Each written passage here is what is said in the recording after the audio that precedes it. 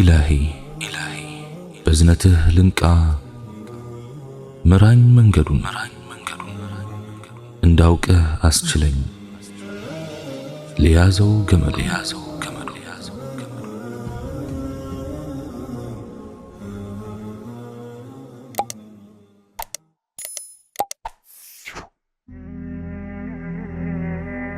بسم الله. اللهم لك الحمد كما ينبغي لجلال وجهك وعظيم سلطانك، والصلاة والسلام على رسول الله وعلى آله وصحبه ومواله. السلام عليكم ورحمة الله وبركاته. الحسود لا يسود إلى العرب مكنيا مچم አይነግስም እንደማለት ነው። ቀን አይወጣለትም እንኳን ሊነግስ ለራሱም ተበልቶ ነው የሚያልቀው የእጁና የሚያገኘው። አንተ ታድጋለህ እሱ ያልቃል፣ አንተ ትበራለህ እሱ ይከስማል፣ አንተ ትፋፋለህ እሱ ይከሳል። ለመቆጣጠር ከሚከብዱ ባህሪዎች መካከል አንዱ ቅናት ወይም ምቀኝነት ነው። ቢሆንም ታገለው ወዳጄ። ማንኛውም ክፉ ስሜት ሊመጣብህ ባለ ጊዜ ሁሉ ታገለው።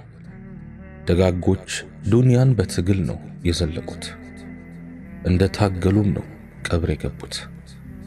ከሌላው ሰው ይልቅ በዋናነት በራሳቸው ላይ ነው ትልቁን ሥራ የሰሩት። ወደ ራሳቸው ሲመለከቱ፣ ራሳቸውን ሲገመግሙ ነው ሐያታቸውን የኖሩት። ከየት ልጀምር ካልክ ሁሌም ቢሆን ከራስህ ጀምር። ራስህን ያዝ፣ ራስህን ተቆጣጠር፣ ራስህን ጥረብ፣ ራስህን አስተካክል። ዘመኑ እንዲህ ነው። አንዳንዴ ጥሩ ነገር ሰርተህ ጥሩ ያልሰሩ ሰዎች ሊሳካላቸው ይችላል። ምን ታረገዋለህ ታዲያ? አሁንም ከመጣር ጋር አላህ የወደደውን ውደድ። ውጤት ያለው ብቸኛ መፍትሄ ይኸው ነው። ቸሩ አላህ ሱብሓነሁ ወተዓላ ለሰዎች በሰጣቸው ችሮታዎችና ጸጋዎች ፈጽሞ አትቅና።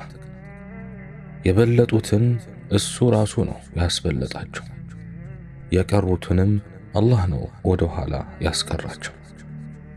በቅናትና ምቀኝነት የሰውን ስም ማጥፋት ያንተን አያድስም፣ እርሱን መጣልህ አንተን አያነሳህም። በፊት ለፊቱ ትችላለህ እኮ እያልከው እያደነቅከው ዘወር ሲል ይሄ ምን ይችላል አትበል። ሰው እንዴት ሰውን ለመቦጨቅ ብቻ ብሎ ስልኩን አንስቶ ሄሎ ይላል? በዚህን ጊዜ በትንሹ ሁለት ነገር ታጣለህ። አንድም ሳንቲምህን በብላሽ ትበላለህ፣ ሁለትም መልካም ስራህን ላማኸው ሰው አሳልፈህ ትሰጣለህ።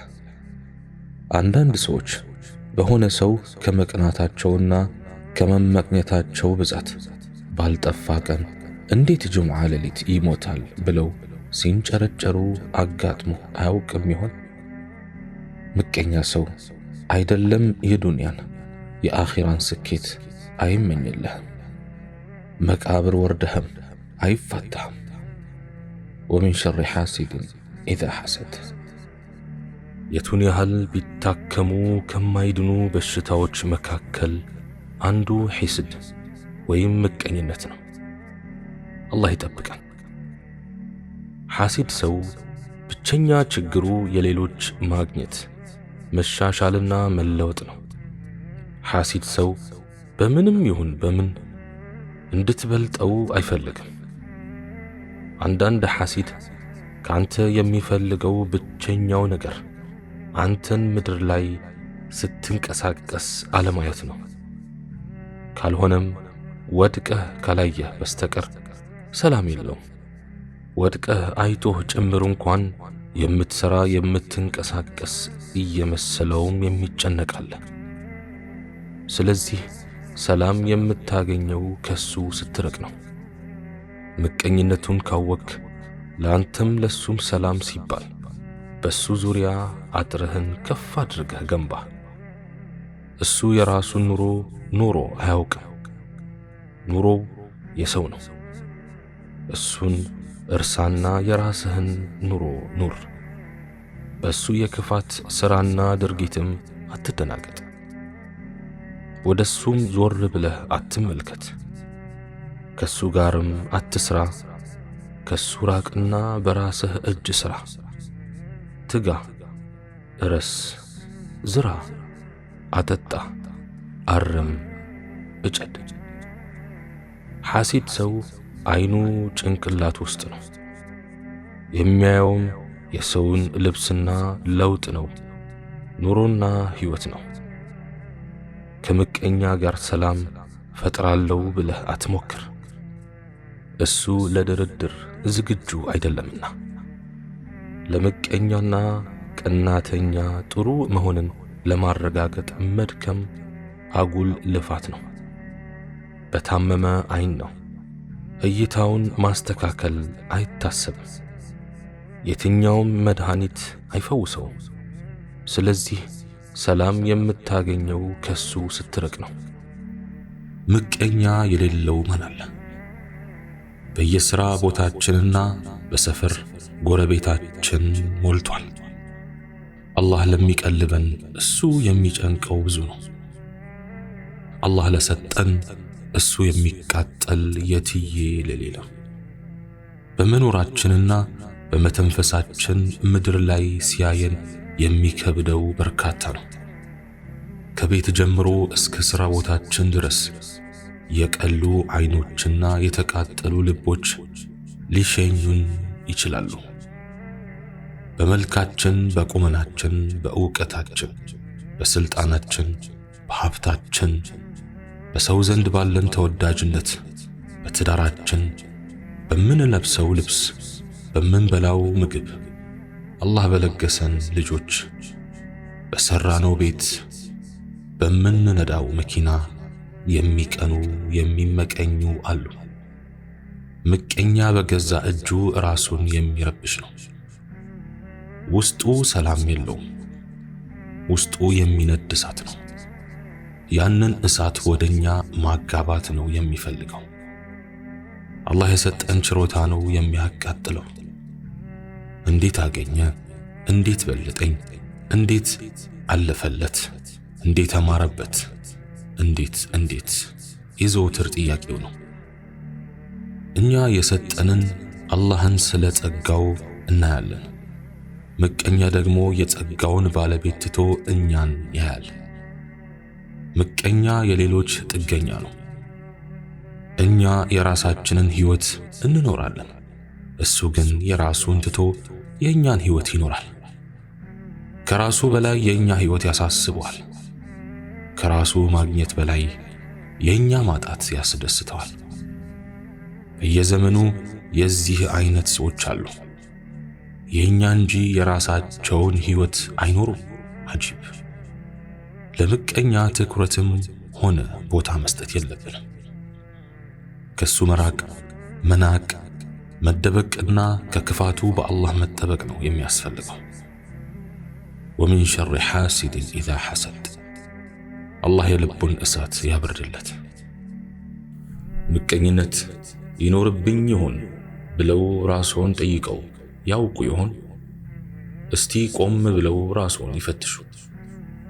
በሸሪዓ ትርጓሜ ምቀኝነት አላህ ስብሓንሁ ወተዓላ ለአንድ ሰው የሰጠው ጸጋ እንዲወገድ መመኘት ነው። ግና ትርጉሙ ከዚህ በላይም የሰፋ ነው። ምቀኝነት የመጀመሪያው አላህ የታመጸበት ወንጀል ነው። ጌታችን አላህ ስብሓንሁ ወተዓላ ኢብሊስ ሆይ በሁለት እጆቼ ለፈጠርኩት እንዳትሰግድ ምን ከለከለህ? ኮራህ ወይስ ከትዕቢተኞች ሆንክ ሲለው የሰጠው መልስ ያገጠጠ ምቀኝነት ነበር። እኔ ከእርሱ ከአደም በላጭ ነኝ፣ ከእሳት ፈጠርከኝ፣ እሱ ግን ከጭቃ ፈጠርከው ነበር ያለው። ምቀኝነት ጥንታዊ በሽታ ነው። የአባታችን አደም ልጅ ቃቢል ወንድሙን ሀቢልን የገደለው በምቀኝነት ምክንያት ነው። ዩሱፍን ወንድሞቻቸው ከውሃ ጉድጓድ የጣሏቸው በምቀኝነት ተነሳስተው ነው። ዩሱፍና ወንድሙ ወደ አባታችን ዘንድ ከኛ ይበልጥ የተወደዱ ናቸው በሚል መነሻ አይሁዶች የነቢዩን ዓለይሂ ሰላቱ ወሰላም ነቢይነት ለመቀበል አሻፈረን ያሉት በምቀኝነት ሰበብ ነው። ከኛ ዘር ሳይሆን ከዓረብ ሆኖ በሚል መነሻ የመካ አጋሪዎች የሙሐመድን ዓለይሂ ሰላቱ ወሰላም ነቢይነት ለመቀበል የዘጋቸው ቀዳማዊ ምክንያት ምቀኝነት ነው። ምቀኝነት በሰው እድገት መቃጠል ብቻ አይደለም፣ በሰው ውድቀትም መደሰት ነው። ምቀኝነት በሰው ማግኘት ብቻ መሰቃየት አይደለም፣ በሰው ማጣትም መቦረቅ ነው። ምቀኝነት በሰው መፈወስ መደንገጥ ብቻ አይደለም፣ በሰው መታመምም መፍነክነክ ነው። ምቀኝነት አይነቱ ብዙ ነው። ስለሆነም በቁጥር ይህን ያህል ነው ተብሎ ሊገለጽ የሚችል አይደለም። ብቻ አላህ ከምቀኝነት ይጠብቀን። ምቀኝነት በሰው ስኬት ቅር መሰኘት ነው። ምቀኝነት በሰው ጥሩ ለውጥ ወደ ውስጥ ማንባት ነው። ምቀኝነት በሰዎች ፈገግታ መክሰም፣ በሌሎች ሳቅ መጥቆር፣ በወንድም እህቶች ማማር መክሰል ነው። ምቀኝነት ያላንዳች ምክንያት ጎረቤትን መረበሽ ነው። ምቀኝነት ያለምንም ጥፋት ከምንም ተነስቶ ሰውን መዝጋት ነው።